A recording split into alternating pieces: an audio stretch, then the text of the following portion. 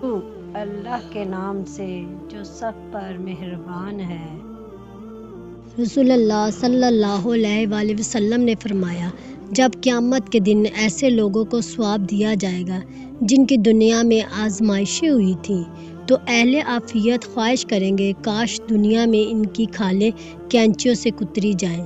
جامعہ ترمذی۔ رسول اللہ صلی اللہ علیہ وآلہ وسلم نے فرمایا، جو بھی مرتا ہے وہ نادم و شرمندہ ہوتا ہے۔ صحابہ نے عرض کیا، اللہ کے رسول، شرم و ندامت کی کیا وجہ ہے؟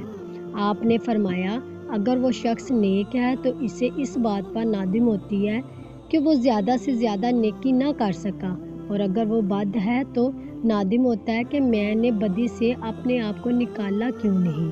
جامعہ ترمذی۔ اللہ تعالی ہمیں حدیث مبارکہ پر عمل کرنے اور اپنی زندگیوں کو سنوارنے کی توفیق عطا فرمائے۔ آمین۔